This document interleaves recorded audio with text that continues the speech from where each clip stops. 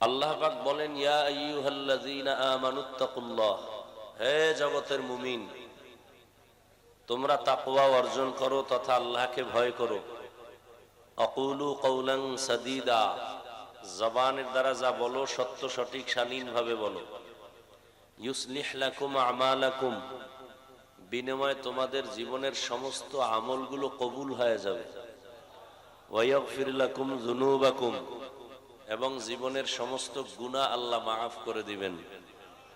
ওমাই ইউতিইল্লাহ ওয়া রাসূলাহু, যে বা যাহারা আল্লাহ এবং রসুলের ইতাআত করবেন, অনুকরণ করবেন, ফাকাদ ফাজা ফাওজান আযীমা, অতঃপর তাদের বিজয় হবে চূড়ান্ত বিজয়।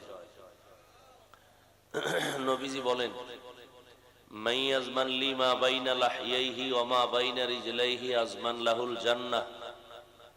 হে জগতের উম্মত, দুই জিনিস তোমরা যদি হেফাজতের জিম্মাদারি নেও, আমি রসুল তোমাদেরকে জান্নাতে নেওয়ার জিম্মা নিব। প্রথম হলো দুই ঠোঁটের মাঝে জবানের কন্ট্রোল করো, হেফাজত করো। দ্বিতীয় লজ্জাস্থানের হেফাজত করো। এই দুইটা জিনিসের হেফাজত যে করবে, আমি রসুল ওয়াদাবদ্ধ তাকে জান্নাতে নেওয়ার জিম্মা নিলাম।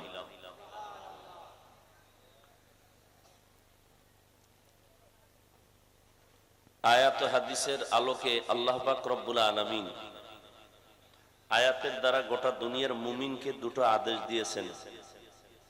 যারা আদেশ দুটো মানবেন তাদের জন্য নগদ দুটো পুরস্কারের ঘোষণা করেছেন। প্রথম আদেশ হলো, আল্লাহকে ভয় করো, তাকওয়া অর্জন করো। দ্বিতীয় আদেশ হলো, জবানকে কন্ট্রোল করো। এই দুটো আদেশ যারা মানবেন তাদের জন্য দুটো নগদ পুরস্কার। প্রথম পুরস্কার, জীবনের টুটা ফাটা আমলগুলো কবুল করে নিবেন। দ্বিতীয় পুরস্কার, জীবনের সমস্ত গুনাহ মাফ করে দিবেন। কয়টা আদেশ মানলে? দুইটা। জবান খুলেন, মানবেন কি করে, কোন পদ্ধতিতে? কোন নেতার কথায়, না নেত্রীর কথায়, না পীরের কথায়, না কোনো ডাক্তারের কথায়, না কোনো প্রফেসরের কথায়, না মন মতো?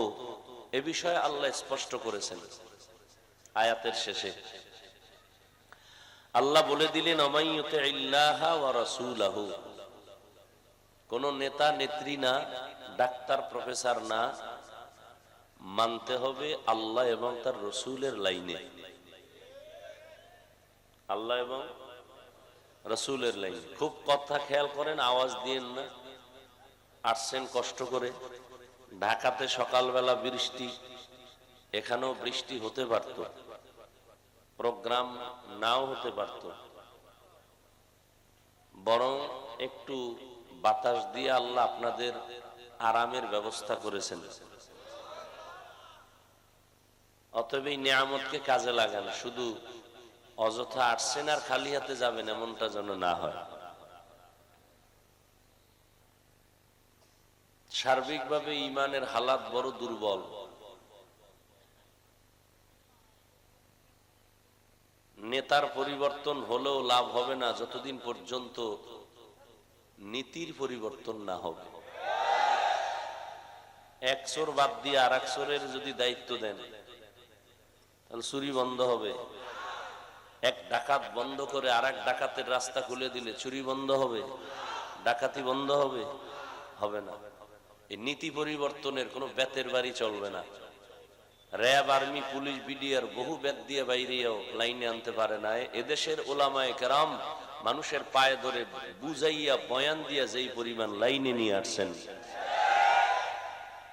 অতএব ওলামায়ে কেরামের অবদান পরতে পরতে অস্বীকার যে করবে, সে এ জাতি এবং স্বাধীনতার, মানবতার, ইসলামের চূড়ান্ত দুশ্মন।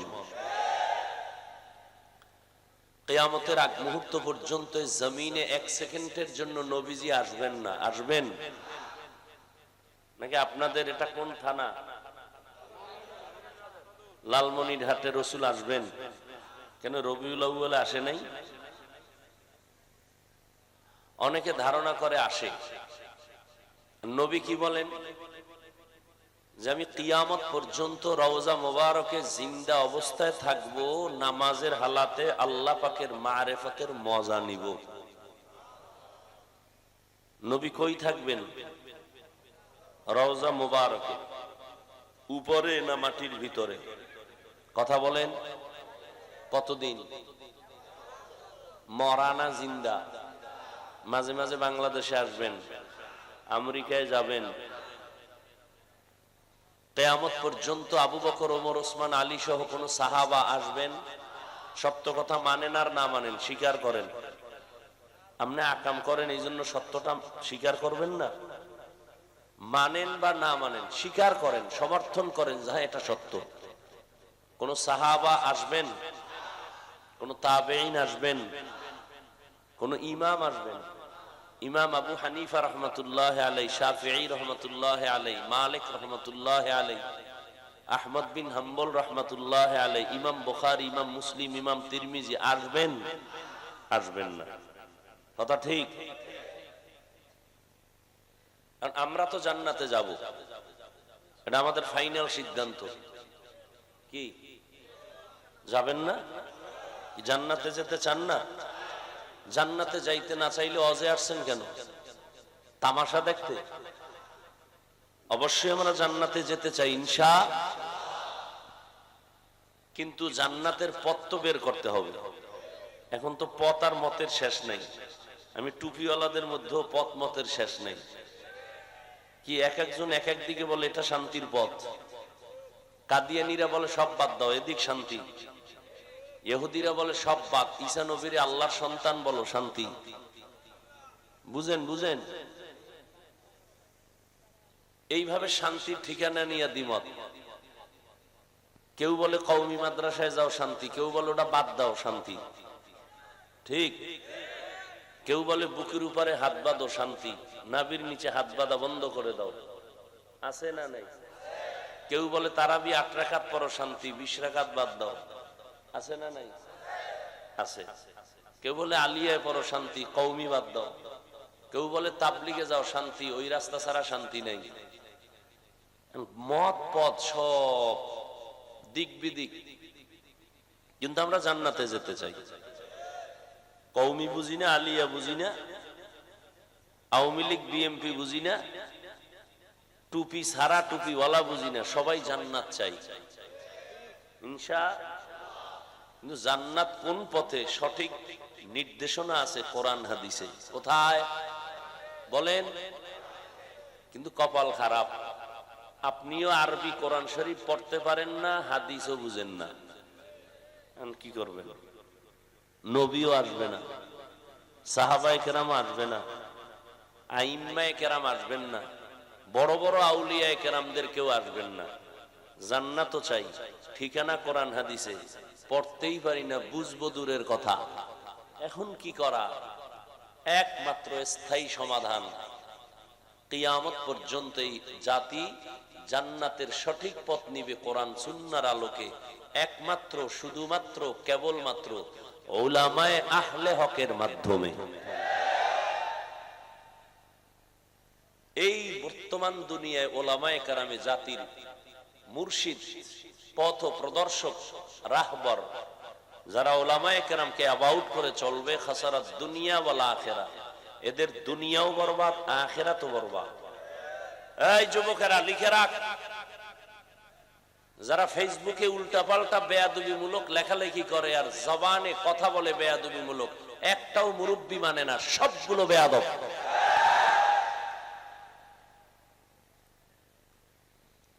যেই জাতি নবী মানে না, ওগুলো সব ধ্বংস। রাসূল মদিনা মক্কাতে আসছেন, আপনাদের সবার ইতিহাস জানা, জাহিলিয়াতের যুগ, এটা তো সবাই জানে।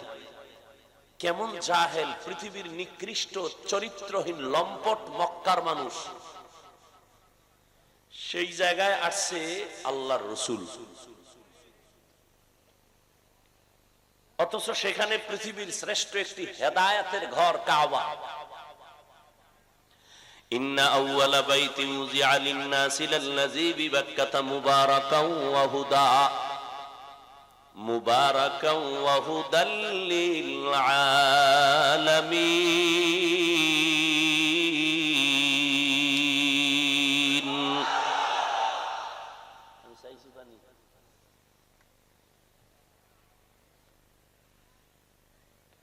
আল্লাহ বলেন আমি জমিন সৃষ্টি করে কিচ্ছু বানাই না, প্রথমে একটা ঘর বানাইছি কাবা বাইতুল্লাহ। জমিন তৈরি করার পরে প্রথম কি আসছে? একটা ঘর, নাম কি?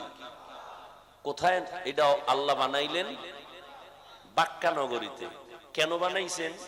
থাকার জন্য, বসবাসের জন্য, হেদায়াতের জন্য, ইবাদতের জন্য। বুঝেন কথা? এরপরে এই জমিনকে আবাদ করছেন জিন দিয়া। জিনের আগে আরেক দল ছিল আল হাইন আল বিন, দুটো প্রাণী মুকাল্লাফ বিশরা, শরীয়তের তারা মুকাল্লাফ ছিল, মানত। ইবনে কাসির রহমাতুল্লাহ আলাইহি লিখছেন এরপরে জিন, জিনের পরে ফেরেশতা, ফেরেশতার পরে চূড়ান্ত সৃষ্টির শ্রেষ্ঠ মাখলুক মানুষ। মানুষ আসবেন কেন দুনিয়াতে? বিড়ি টানার জন্য, মসজিদের মাইক বন্ধ করার জন্য, ওয়াজের মাইক বন্ধ করার জন্য। হ্যাঁ, মানুষ আসবেন একমাত্র আল্লাহর ইবাদত করার জন্য। চিফ গেস্ট আসার আগে এই কথা বলবেন না, চালাকি করতে করতে দেখবেন মোনাজাত হয়ে গেছে। আসবেন খালি, গেলেনও খালি। চিফ গেস্ট আসবে, আসার আগের থেকে পোস্টারিং, প্রচার, প্রচারণা, মাইকিং, লাইটিং, ঠিক নি? প্রচার কি আজকে সকাল থেকে শুরু না বহু আগের থেকে? পৃথিবীতে মানুষ আসবেন জমিনের চিফ গেস্ট। বহু আগে আল্লাহ মানুষের জন্য ইবাদতের ঘরটা বানায় দিয়েছেন কাবা। মানুষ আসবে ইবাদতের জন্য, তো ইবাদতের ঘর বানাইছেন, বসবাসের না। কেন? মানুষ চিফ গেস্ট বসবাসের জন্য জমিনে আসবে না, ইবাদতের জন্য আসবে। দুনিয়াতে করবে ইবাদত, বসবাসের জন্য আল্লাহ বানাইছেন জান্নাত।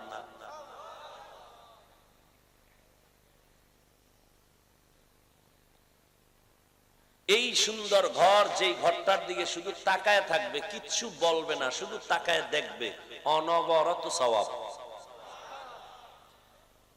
আল্লাহ কতটা আমাকে আদর করেন যে আমরা বিনা চালানে জান্নাত পেতে পারি।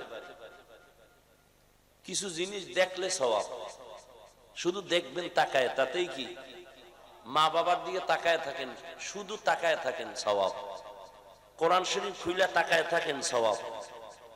উলামায়ে আহলে হক তাকওয়াওয়ালাদের চেহারার দিয়ে তাকান, সওয়াব। নবী দেখবেন, সওয়াব। কাবা দেখবেন, সওয়াব। এত সুন্দর ঘর, যেই ঘরটার এরিয়ার মধ্যে ঢুকলেই তার মর্যাদা বেড়ে যায়।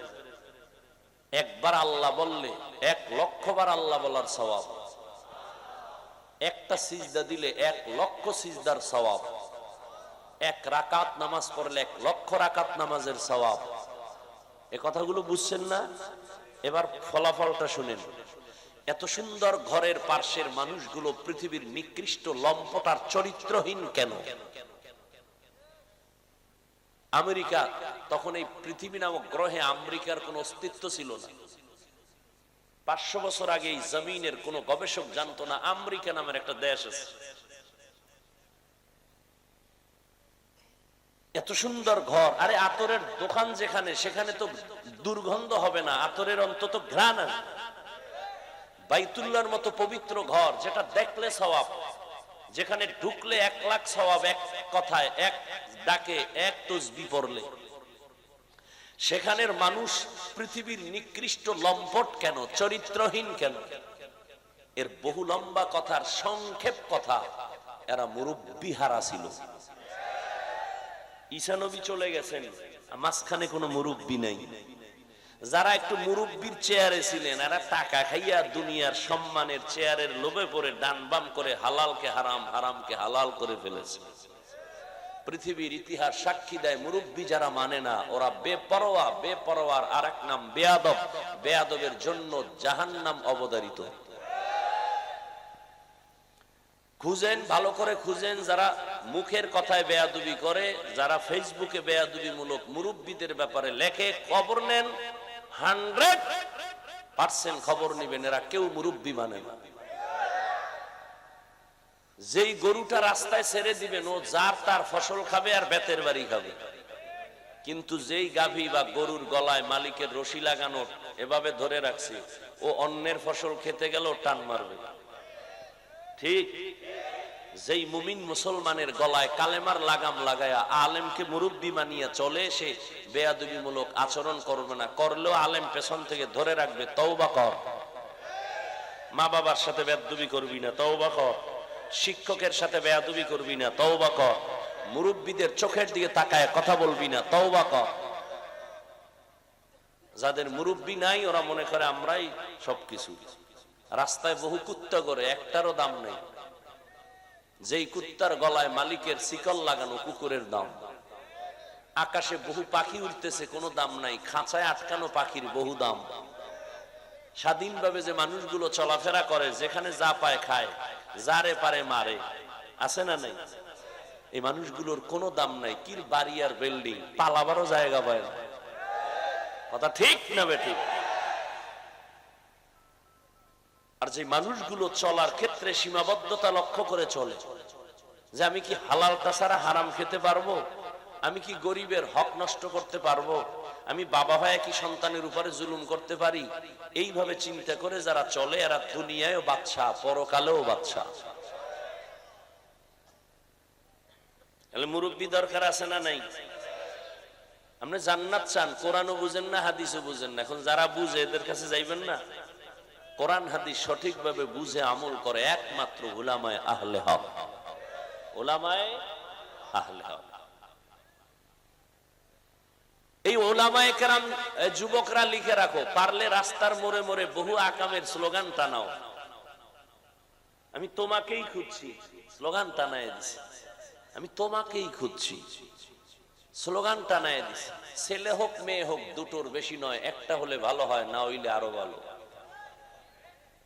আমার একটা স্লোগান টানায় দাও, অপ্রিয় সত্য চিরন্তন লিখে দাও, পেস্টুন বানাও, 1, 2, 400 টাকা গেল লাগাও রাস্তার মোড়ে মোড়ে। এই জাতির জন্য নির্ভেজাল, নিঃস্বার্থ, চিরন্তন কলিজার বন্ধু একমাত্র উলামায়ে কেরাম। আর সব বন্ধু সব ধান্দাবাজার, স্বার্থপর। একমাত্র তোমাদের নিঃস্বার্থ বন্ধু উলামায়ে কেরাম। উলামায়ে কেরাম এই দেশের জন্য যা করেছে কেউ করে নাই। উলামায়ে কেরাম এই জাতির জন্য যা করেছে কেউ করে নাই, সব ছাপাবাজ। উলামায়ে কেরাম করেছেন নিঃস্বার্থভাবে। প্রমাণ দেওয়ার সময় আমার হাতে নেই। মহামারী করোনায় 3টা মাস্ক লাগায় বয়ে রইছে, মেডিসিন হাতে বারবার হাত ধোয়, আমারও কয় ধুইবেননি। আমি বললাম ধোয়ার বয়ান করি আমরা, রসুল কয় হাত ধো সুন্নত। ধোয় নাই, হুজুরের কথা মানবে না, কলবে মোহর মেরেছে। খাওয়ার আগেও হাত ধোয় না। এখন আপডেট হয়ে গেছে, টিস্যু খাইয়ে লয়ে দৌড়, কুত্তার মতো কিছু খায়, কিছু ফালায় দেয়।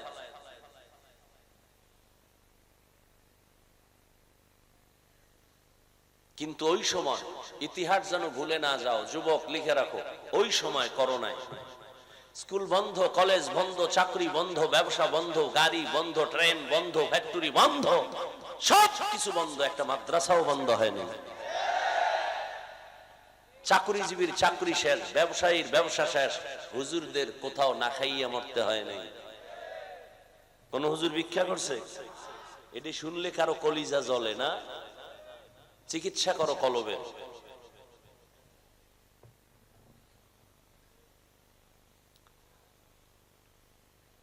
শিক্ষিত সন্তানের বাবায় করোনায় আক্রান্ত, মরেই গেছে। এলাকার গরিব ছেলেদের টাকা দিয়ে লাশটা টেনে রাস্তার বাইরে ফেলায় দিয়ে, লাশ ফেলে দিয়ে আসলো, জানালা আটকায় দিল, আর নজর করে দেখলো না বাবার লাশ কুত্তায় খাইলো না জানাজা হলো।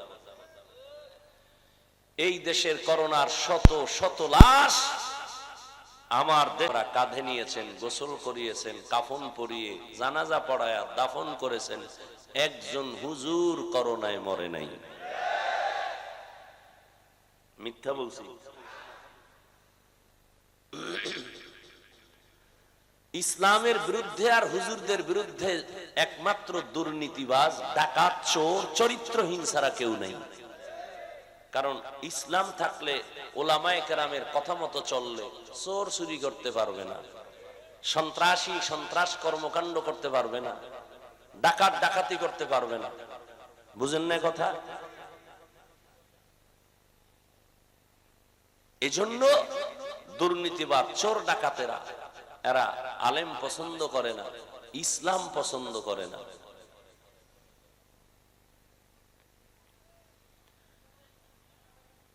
তো রহমতের নবী বললেন, দুই জিনিস হেফাজতের জিম্মা নিলে আমি জান্নাতে নেওয়ার জিম্মা নিব। এক, জবানকে কন্ট্রোল করো। দুই, লজ্জাস্থান হেফাজত করো। তো আল্লাহ আয়াতে দুইটা আদেশ দিলেন, আমাকে ভয় করো, জবান কন্ট্রোল করো। কেমনে করবা? মন গড়া না, কোন ব্যক্তির গোলামিতে হবে না, আল্লাহ এবং রসুলের ইতাআতের মাধ্যমে। وَمَن يُطِعِ اللَّهَ وَرَسُولَهُ فَقَدْ فَازَ فَوْزًا عَظِيمًا। আল্লাহ এবং তার রাসূলের ইতাআত করো, অনুসরণ করো, অনুকরণ করো। মক্কার মানুষ চূড়ান্ত খারাপ। সারা দুনিয়ার ইতিহাস সাক্ষী, মক্কার মানুষের মতো খারাপ জমিনে আর কেউ নাই। এরা এতটাই চরিত্রহীন, খারাপ। আল্লাহর ঘর বাইতুল্লাহ, যেই ঘরটা দেখলে সওয়াব, ওর মধ্যে 360 মূর্তি লাগায়া দিছে। নারী আর পুরুষ ওই বাইতুল্লাহর চারপাশে উলঙ্গ হইয়া একসাথে তাওয়াফ করে, কেউ কাপড় পরে না। নাউজুবিল্লাহ। না, ভালো করে বুঝো, কন্যাদের পছন্দ করে না। যেই বাবার ঘরে কন্যার আওয়াজ হয়, ওই বাবা লজ্জায় মাথা উঠায় না। এমন বাবার ইতিহাস ওই সময় আছে, কন্যাকে গলা টিপে হত্যা করেছে আপন বাবা। ওই সময় থেকে বর্তমান সময়টাও একেবারে বেশি যে ভালো তাও না। সোনার বাংলায় বহু ইতিহাস। বাবা তার আপন মাইয়াটাকে হোটেলের মধ্যে ঢুকায় বলে, আজকের রাতের জন্য তুই আমার কাছে স্ত্রীর মতো। সোনার বাংলার তাজা খবর। মা সন্তানের হত্যা করে, সন্তান মা বাবাকে হত্যা করে। এ ঘটনা কি ইন্ডিয়া না সোনার বাংলা? ভাই ভাইকে জবাই করে, স্ত্রী স্বামীকে হত্যা করে, স্বামী স্ত্রীকে হত্যা করে। ওই সময় রহমতের নবী আমার মক্কা নগরীতে আসছেন, পরিবর্তন শুরু হয়ে গেল। মুরব্বী এসে গেছেন, এখন ব্যালেন্স শুরু হয়ে গেল। মন মতো চলা যাবে না, মনে চাইলেই খাওয়া যাবে না। ক্ষুধাও আছে, খানাও সামনে, খাওয়া যাবে না। আগে চিন্তা কর, ওই খানাটা আমার জন্য হালাল না হারাম। ক্ষুধাও আছে, খানাও সামনে, পাইলেই খাওয়া যাবে না। আগে সিদ্ধান্তে আসতে হবে, খানাটা পিওর, হালাল না হারাম। সাহাবায়ে কেরাম পেটে পাথর বেঁধেছেন, কিন্তু অন্যায় ভাবে কোনো জিনিস ধরেন নাই। রহমতের নবী আসছেন। মক্কার মানুষগুলো নারীদের পছন্দ করে না, বিধবাদেরকে পছন্দ করে না, কন্যাদের পছন্দ করে না। রহমতের নবী আসার পর আমার আল্লাহ নবীর দিয়ে একটা প্রেসক্রিপশন তৈরি করলেন, কিয়ামত পর্যন্ত মানুষের জীবনের শেফা, রোগের ঔষধ, স্থায়ী প্রেসক্রিপশন। নতুন কারো এখানে কলম ধরা যাবে না। এমন এক প্রেসক্রিপশন দিলেন, কিয়ামত পর্যন্ত দুনিয়ার সব ধর্মের মানুষ যদি মুহাম্মদের প্রেসক্রিপশনটা ফলো করে, দুনিয়াও শান্তি, পরকালে বিনা হিসাবে জান্নাত। তো কো যাও সুন্নতে আহমদ কো যা, বা মুহাম্মদ কে বুয়াদ নিসবত তোরা মান আহাব্বা সুন্নতি কওলে রাসূল মজদায়ে কানা মাই হাম কুন কবুল। রহমতের নবী আসেন, মক্কার চরিত্রহীন মানুষগুলো এমন ভাবে চরিত্রের দিকে ফিরে আসলো প্রেসক্রিপশনটাকে ফলো করে। যেই মক্কার মানুষ নারীদের বিধবাদের পছন্দ করে না, আমার রহমতের নবী আল্লাহ পাক তাকে পরিপক্ক করে বানালেন, শক্তি দিলেন, দৈহিক জৈবিক মানসিক সব দিকের শক্তি সীমাহীন। 25 বছর বয়স আসছে নবীর, ভরা যৌবন, রহমতের নবী, দু জাহানের সরদার। এই সময় আমার নবী আল্লাহর আইনে বিবাহের সিঁড়িতে আসলেন একজন বিধবা নারীকে নিয়ে। 2 জন স্বামী বিদায়ের পর তৃতীয় স্বামী আমার নবী, নবীর বয়স মাত্র 25। ওই সময় নবীর কাছে বিধবা নারীর প্রস্তাব আসলো যার বয়স 40। নাম কি? খাদিজাতুল কুবরা রাদিয়াল্লাহু তাআলা আনহা। নবীজি দৃষ্টান্ত দিলেন, নীতি আদর্শ দিয়া দিলেন, ও দুনিয়ার মানুষ, নারীদেরকে অবহেলা করবা না, নারী ছাড়া তোমার সংসারে ফুলের বাগানে ফুল ফুটবে না।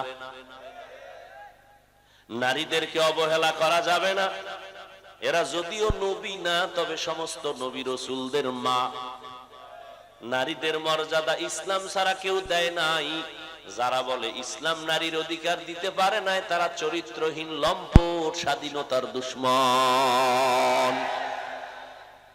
ইসলাম ছাড়া নারীর সম্মান কেউ দিতে পারে নাই, পারছে? বরং যারা চাপাবাজি করছে আমরা দিব, তারাই চাপাবাজি করে নারীদেরকে অপমান করেছে। পৃথিবীর কোন ধর্মে নারীর সম্মান দিতে পারে না। হিন্দু ধর্মের কিতাব খুলো, নারীদেরকে জুলুম করেছে, অপমান করেছে। খ্রিস্টানদের কিতাব খুলো, নারীদেরকে সেখানে অবিচার করেছে। ইহুদিদের কিতাব খুলো, নারীদের উপর অবিচার। বৌদ্ধদের কিতাব খুলো, নারীদের উপর অবিচার। একমাত্র ধর্ম ইসলাম নারীদের অধিকার, সম্মান, মর্যাদা অক্ষুণ্ণ রেখেছে, এছাড়া কেউ পারে না। ভাইরা আমার, রহমতের নবী বিধবা নারী বিবাহ করলেন। 25 বছরের নবী 40 বছরের বিধবা নারী, 2 জন স্বামীর পরে নবী তাকে গ্রহণ করলেন। এরে নবীর উম্মত, মক্কার মানুষ কন্যাদের হত্যা করে, সমাজে মাথা উঁচু করে না। কন্যা হলে মনে কষ্ট।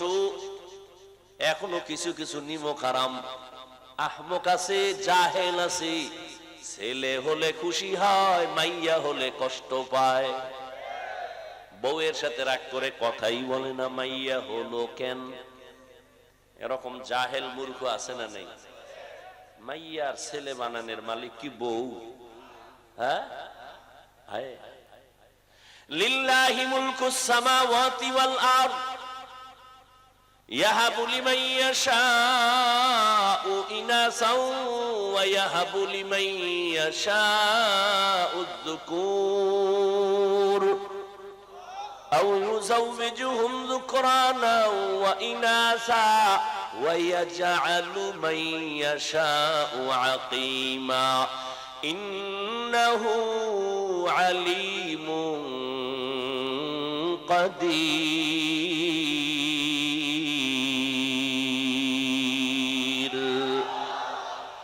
কাদের কুদরত দারি বরকামাল আনতা রব্বি আনতা হাসবি যুল জালাল। তুহি কাদের জলিলুল্লাহ জাহাদার বহর হালে তুহি মেরা নেগাহদার। আসমান জমিনের মালিকানা কার হাতে? আল্লাহ বলেন, আমি চাইলে কাউকে ছেলে দেই, কাউকে মেয়ে দেই, কাউকে দোনোটা দেই, কাউকে কোনোটাই দেই না। ক্ষমতা কার? রহমতের নবী আমার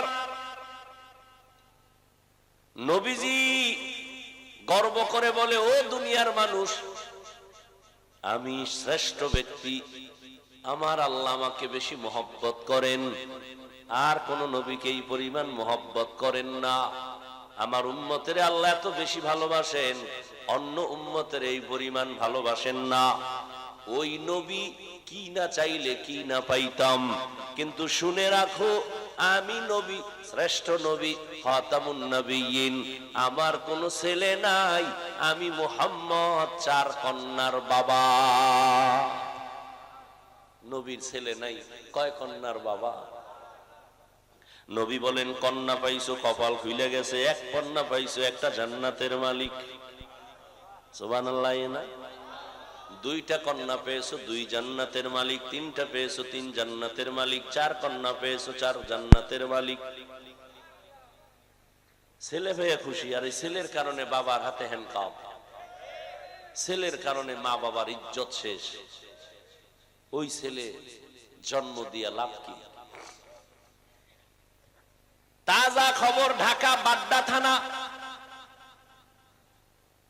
বাবায় কোটি কোটি কোটি কোটি টাকা রেখে মরে গেল, 2টা সন্তান শিক্ষিত কুলাঙ্গার। বাবায় চলে গেল, বাবার লাশটা দরজার সামনে পড়ে রইল। 2 ভাই টাকা পয়সা ভাগ বটোয়ারা নিয়া 24 ঘন্টা ঝগড়ায় লিপ্ত, বাবার লাশ দাফনের কোনো চিন্তাও নাই। এমন কুলাঙ্গার সন্তান জন্ম দিয়া কি লাভ, এমন কুলাঙ্গারের বাবা হয়া কি লাভ?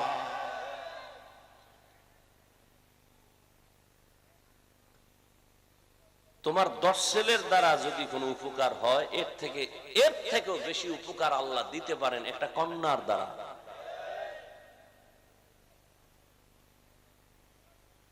একটা বাপ নিমক হারাম জাহেল, একবারও বালিশে মাথা লাগায় চিন্তা করে না যে আমার 5টা ছেলে একটা মেয়ে, বাবাকে আদর করলে মেয়েটা করে, 5 ছেলে বাবারে আদর করে কিছু পাওয়ার জন্য, মেয়ে আদর করে নিঃস্বার্থে। যখন বাবা বুড়া বুড়া হয়, মাইয়া এখনো কান্দে, আব্বুকে একবার দেখতে যাব, বারবার আসে, মাসে একবার, টেলিফোনে পাগল বানায় ফেলায়। আর ছেলেগুলো দোয়া ইনুস পরে মরে না কেন, সবকিছু আমরা নিব। এরপরও বাবায় খুশি ছেলে পাইয়া, মাইয়ার উপরে খুশি না। ইসলাম বলে মাইয়ার উপরে খুশি হও, কপাল খুলে যাবে। নবীজি বলেন আমার কোনো ছেলে নাই, আমি 4 কন্যার বাবা। রহমতের নবী আসছেন, এখন চলাফেরার সীমাবদ্ধতা শুরু হয়ে গেল, নীতি নৈতিকতা ফিরায় দিলেন। মক্কার মানুষগুলো এখন ক্রমান্বয়ে দামি হতে শুরু হলো। আল্লাহ এক পর্যায়ে জিব্রাইলের একটা লিস্টি দিয়া পাঠায় দেয়, নবীরে জানায় দাও লিস্টির মধ্যে যাদের নাম আছে ঘোষণা দিয়া দিতে বলো নবীকে, এরা সবাই বিনা হিসাবে জান্নাতি। মক্কার মানুষ এত খারাপ, এখন তারা জান্নাতের সার্টিফিকেট পেয়ে গেছেন। কেমন জান্নাতি মানুষ? প্রথম সিরিয়ালে কার নাম বলেন না কেন?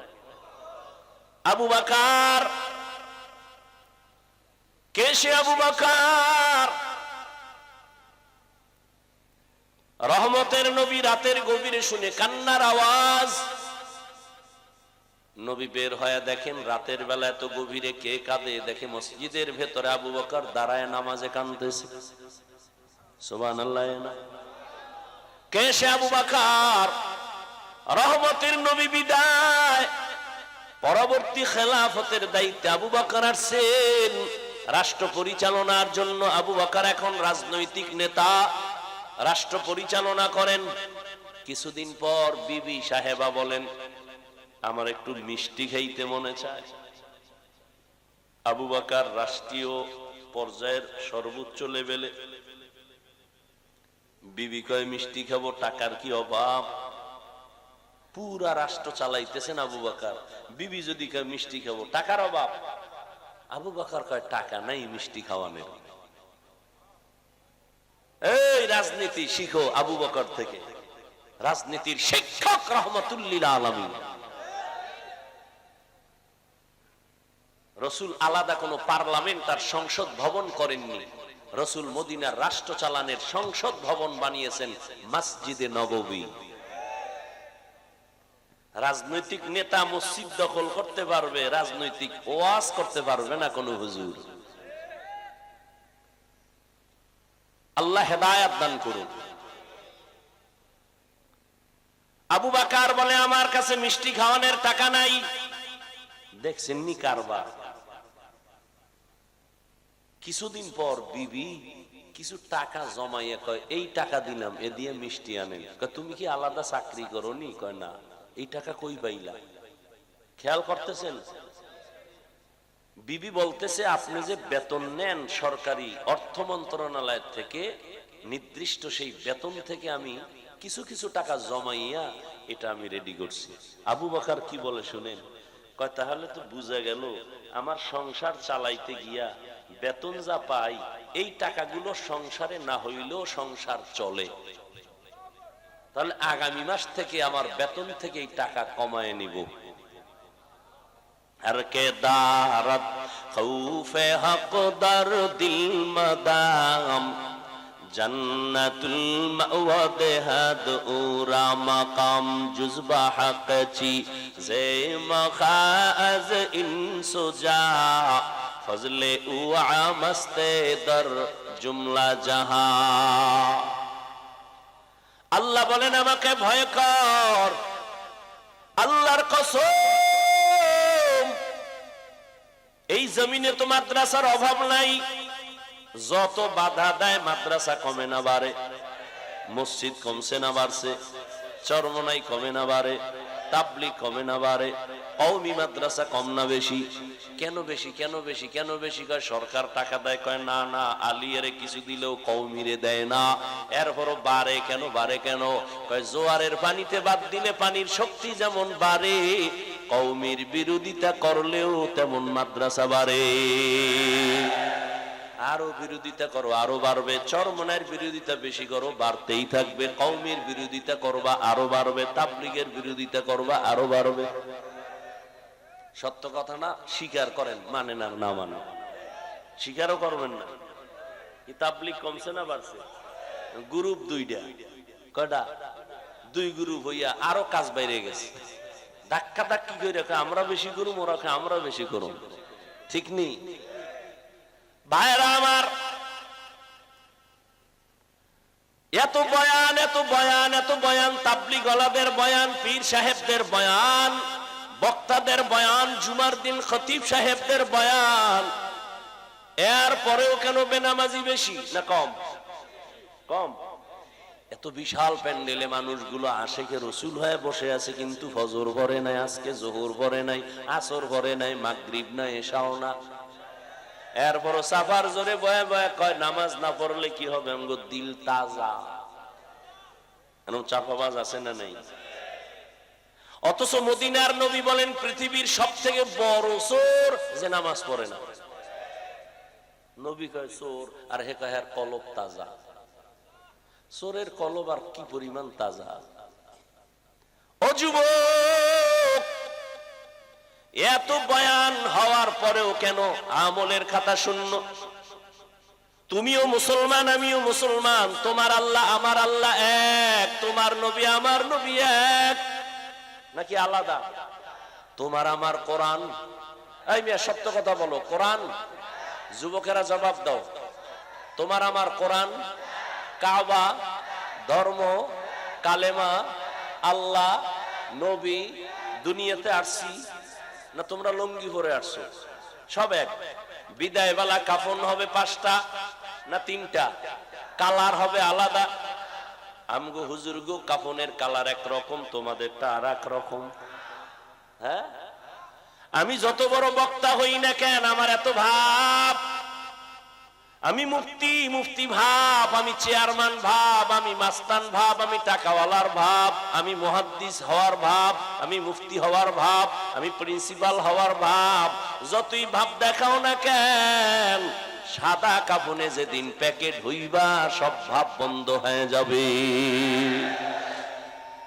জিন্দেগি মে বন্দগি তু কর নাহি, जिंदगी में बंदगी तू करना है, जिंदगी बे बंदगी शर्मिंदा है, जिंदगी बे बंदगी शर्मिंदा है। दुनिया में हो दुनिया का तलबगार न हो, बाजार से गुजर हो खरीदार न हो। ये दुनिया एक मिसल कागज फूल है, ये दुनिया एक मिसल कागज फूल है। जिंदगी में बंदगी तू करना है, जिंदगी बे बंदगी शर्मिंदा है। जिंदगी बे बंदगी शर्मिंदा है। जिंदगी में बंदगी कुन बंदगी, बंदगी बे जिंदगी शर्मिंदगी। ও যুবক আল্লাহর গোলাম, তোমার আমার আল্লাহ এক, নবী এক, কোরআন এক, কাবা এক, ধর্ম এক, কালেমা এক, সব এক। বিদায় বেলার সিস্টেম এক, কবরের সাইজ হবে এক, কবরের মধ্যে প্রশ্ন তিনটা তাও এক। রবের পরিচয় দাও, ধর্মের পরিচয় দাও, রাহমাতুল লিল আলামিনের পরিচয় দাও, সব এক। কিন্তু তোমার এত বয়ানের পরেও কেন আমল করো না? আমি টুপি মাথায় না দিলে লজ্জা লাগে, আর তোমার টুপি মাথায় দিতে লজ্জা লাগে। তুমি কেমন ভিআইপি মুসলমান? আমি দাড়ি কাটতে লজ্জা পাই, তুমি রাখতে লজ্জা পাও। কারণ কি রে যুবক? আমি মসজিদে ঢুকতে মজা পাই, না ঢুকলে লজ্জা পাই, তুমি মসজিদে ঢুকতে লজ্জা পাও। আমি পর্দা না করলে লজ্জা লাগে, তুমি পর্দা করতে লজ্জা পাও। বিষয়টা কি রে বাবা? বুঝি না। এত পাও ধইরা বুঝানোর পরও কেন বুঝো না?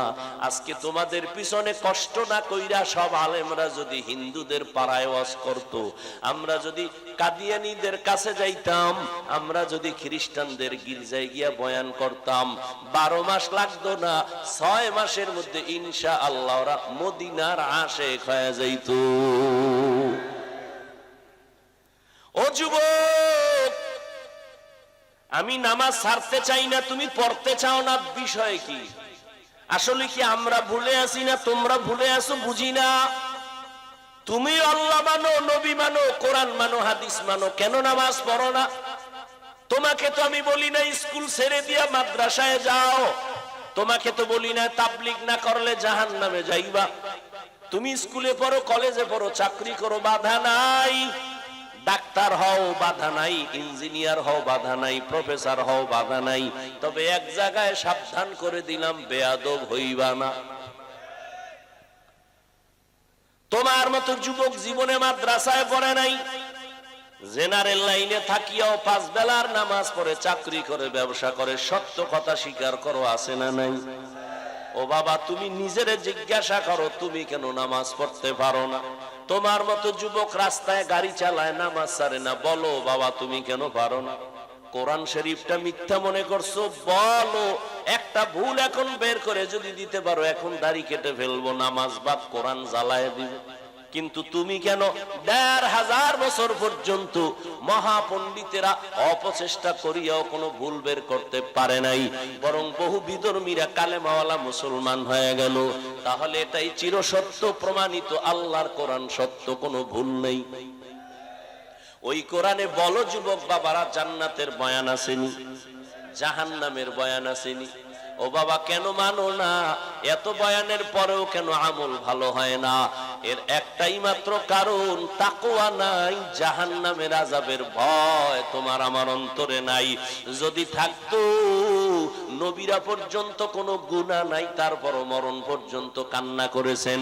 আমার নবীর তো কোনো তুলনা নাই, সেই নবী পর্যন্ত জাহান্নামের ভয়ে কান্না করেন, সেই নবী নামাজের সেজদায় পড়ে কান্না করেন। আবু বকর জান্নাতের টিকিট পাইয়াও সারা রাত নামাজে কান্না করেন। তাদের তাকওয়ার অভাব নাই, ইখলাসের অভাব নাই, আমলের অভাব নাই। এরা ব্যবসা করে একুরেট ভাবে, চাকরি করে একুরেট ভাবে, জিহাদে যায় একুরেট ইখলাস নিয়া। এরপরও তারা যদি কান্না করতে পারেন, তোমার আমার আমল নাই, নামাজ নাই, রোজা নাই, তেলাওয়াত নাই, হালাল নাই, হারাম নাই, টুকটাক যা করি মানুষকে দেখাবার জন্য করি, না হয় মানুষ আমাকে সম্মান দিবে না। তাহলে চিন্তা করা দরকার, তারা এত সুন্দর আমল করিয়াও যদি জিন্দেগি ভর কান্নাই করেন, তোমার আমার তো কান্না করে তো বুক ফাটাইয়া চোখের রক্ত বের করা দরকার। অথচ কপাল এত খারাপ, নিজেও কাঁদে না, কারা কান্না করলেও তা পছন্দ করে না। চোখে পানি নাই, মোনাজাত দেয় কিন্তু কান্না আসে না, মনে করিও না তুমি সফল, না, তোমার কপাল খারাপ। কান্না না আসার কারণ হলো আল্লাহ তোমার গুনার কারণে বেজার, গুনার কারণে তোমার কলিজাটা শক্ত হয়ে গেছে, গুনার কারণে তোমার কলবটা মরিচিকায় ভরপুর, যে কারণে তোমার চোখে পানি আসে না রে বাবা। তুমি স্কুলে পড়িয়া ডাক্তার হও, ইঞ্জিনিয়ার হও, বাধা নাই, নামাজ ছাড়িও না, মা বাবার সাথে বেয়াদবি করিও না, আলেম ওলামার দোয়া নিয়ে চলো, ওলামায়ে কেরামের পরামর্শ নিয়ে নবীর তরিকা মানো, মুরব্বি মানিয়া চলো, মা বাবার দোয়া নাও, বড়দোয়া নিও না, শিক্ষকের দোয়া নিয়ে চলো রে বাবা, বেয়াদবি করিও না। মনটাকে বুঝাও রে যুবক, কয়দিন আর দুনিয়ায় বাহাদুরি করবা। ছাত্র জনতার আন্দোলনে কত যুবকের তাজা প্রাণ চোখের সামনে চলে গেল, ঠিক নেই? গাড়ির নিচে প্রতিদিন লাশ, পানির নিচে লাশ, এমন একটা দিন নাই যে লাশের খবর নেই। যুবকের লাশ আর লাশ, মরবি না তোরে পিটাইয়া মারবে, ভাত খাওয়াইয়া মারবে, ঠিক নেই? কয়দিন আর বাহাদুরি করবি রে বাবা? মরা তো লাগবেই। মনটারে প্রশ্ন করো, মন কোরআন সত্য নি যদি বলে হ্যাঁ সত্য, তাহলে গুনাহ নিয়ে কবরে গেলে জাহান্নামেটাও সত্য। মনটারে বুঝাও রে মন, আমার মতো যুবক যদি স্কুল কলেজে পড়িয়াও নামাজ পড়ে, আমি কেন পারি না? আমার কপাল এত খারাপ কেন? মা বাবার বরদোয়া লাগলো নি, আল্লাহ বেজার হইল নি? আমার মতো যুবক যদি গাড়ি চালায়, নামাজ পড়ে, কৃষি কাজ করে, নামাজ পড়ে, নদীর মধ্যে মাছ ধরিয়া নামাজ পড়ে, আমি কেন পারি না? এখনো সময় আছে, তওবা করে নাও। ও পর্দার আড়ালের আম্মা জানেরা, ও বোনেরা, আপনাদের মতো কত মা এখন এই অঞ্চলের মধ্যে আছে, তাহাজ্জুদও ছাড়ে না, 5 ওয়াক্ত পরে পর্দা করে। ও বোনেরা, আপনাদের মতো কত বোন এখনো আছে, স্কুল কলেজে পড়িয়াও নামাজ পড়ে, পর্দা করে, মোবাইলে গুনাহ করে না, নাই? বোনেরা আপনারা কেন পারবেন না? ও আম্মা জানেরা কেন পারবেন না? যদি একটা ভালো সন্তান দুনিয়াতে রেখে যাইতে পারেন, আপনার দুনিয়াও সফল, পরকালও সফল। ডাক্তার বানাবেন, তবে আদর্শওয়ালা ডাক্তার বানাইয়েন। আপনার সন্তানকে ইঞ্জিনিয়ার বানাবেন, আদর্শমান ইঞ্জিনিয়ার বানাইয়েন। আর আদর্শের মধ্যে শ্রেষ্ঠ আদর্শ হলো রহমাতুল লিল আলামিনের আদর্শ। যেই আদর্শ মানলে কোনোদিন সন্তান মা বাবার সাথে বেয়াদবি করবে না, মা বাবার বরদোয়া নেওয়ার কাজ করবে না, ছাত্র হইয়া শিক্ষকের সাথে বেয়াদবি করবে না। ও আম্মা জান, সন্তানকে ভালো আদর্শ দিতে হলে আপনাকে আগে আদর্শবান হতে হবে, কারণ সন্তান বাবার তুলনায় মাকে অনুসরণ করে বেশি। ও আম্মা জানেরা, এখনো সময় আছে, সন্তানটাকে আদর্শওয়ালা বানান, কোরআনটা তেলাওয়াত শিখাইয়া নামাজি বানায়া ডাক্তার বানান, জীবনটা ধন্য হবে। আপনারাও তওবা করে নেন, জীবনে আর নামাজ ছাড়বেন না, আর কোনোদিন সন্তানকে উল্টা পথে চালাবেন না। ও বৃদ্ধ বাবাজিরা, আপনাদের মতো কত বাবারা এখনো বুড়া মানুষ মসজিদে গিয়া 5 বেলার নামাজ পড়ে, আপনি কেন পারেন না? মরণের ভয় কি নাই? এখনো সময় আছে, তওবা করে নেন। ও যুবক বাবা, আমিও তো তোমার মতো প্যান্ট শার্ট টাই লাগায়, দাড়ি কাইটা যদি মাস্তানি ভাব নিয়ে রাস্তায় চলতাম, কেউ বাধা দিত না। টুপির কারণে মাথা গরম হয়, তাও জানি ছাড়ি না। দাড়ির কারণে যৌবনের ভাব চলে যায়, বুঝি, তারপরও দাড়ি কাটি না। লম্বা জামাটা পরার কারণে শরীর গরম লাগে, বুঝার পরও কেন ছাড়ি না। মানুষ আমগো টুপিওয়ালা বলে, বাজে কথা বলে, মাদ্রাসায় পড়ার কারণে বাজে কথা বলে, এরপরও কেন আল্লাহর মুহাব্বত থেকে দূরে যাই না? এর একমাত্র কারণ আল্লাহর কোরআনে গুনাহ নিয়ে কবরে গেলে জাহান্নামের বয়ান আছে, নবীও বয়ান করেছেন। দুনিয়াতে সূর্যের গরম সহ্য করতে পারি না, জমিন থেকে 9,30,00,000 মাইল উপরে সূর্য, রাতের বেলা নাই, তারপর এত গরম কেন লাগে? ফ্যানের বাতাসেও ঘাম থামে না, ঠান্ডা হয় না। কিয়ামতের ময়দানে আল্লাহর নবী বলেন, এই সূর্য মাথার উপরে নেমে আসবে, সূর্যের গরমে এই মাটির জমিন হবে তামা, জাহান্নামের আগুনের গরম। আম্মা জান আয়েশা বলেন, আমার নবী পর্যন্ত কান্নায় বিভোর। হাসরের ময়দানে আমার উম্মতের কি গুনার কারণে যদি জাহান্নামের হ্যান্ডকাপ লেগে যায়, আমার উম্মত জাহান্নামে গেলে আমি নবী বরদাস্ত করতে পারবো না। ও নবীর আশেকের দলেরা, সাহাবায়ে কেরাম আল্লাহর হুকুম নবীর তরিকা মানতে গিয়ে তো ব্যবসা বন্ধ হয় নাই। সাহাবায়ে কেরাম চাকরি করেছেন, ব্যবসাও করেছেন, সন্তানের হক, স্ত্রীর হক, সব হক আদায় করছেন, কোনো কমতি ছিল না।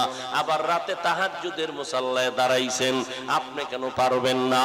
ও আল্লাহর বান্দারা, আপনি আজকে চাকরির অজুহাতে নামাজ পড়তে পারেন না, আপনি ব্যবসার অজুহাতে মসজিদে জামাতে যাইতে পারেন না, আপনি কি সাহাবায়ে কেরামদের থেকে কি আপনি বড় ব্যবসায়ী হয়ে গেলেন?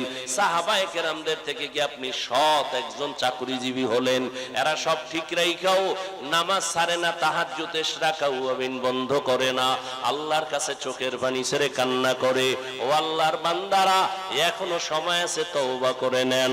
দুনিয়ায় সূর্যের গরম সওয়া যায় না, দুনিয়াতে একটা মশার কামড় সইতে পারি না, কিন্তু গুনাহগারের জন্য আল্লাহ যেই জাহান্নামের আগুন বানায় রাখছেন, ওই জাহান্নামের আগুন সূর্যের গরম থেকে, দুনিয়ার আগুন থেকে অনেক গুণ তাপমাত্রা হবে।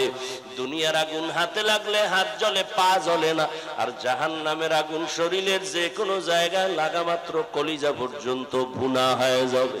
ও আল্লাহর বান্দারা, আল্লাহর নবী এই ভয়ে কান্না করেন, কিয়ামতের দিন এত ভয়ঙ্কর হালাত হবে, মানুষগুলো সব নারী আর পুরুষ উলঙ্গ দাঁড়াবে, আমার আল্লাহ রাগান্বিত আওয়াজ দিবেন।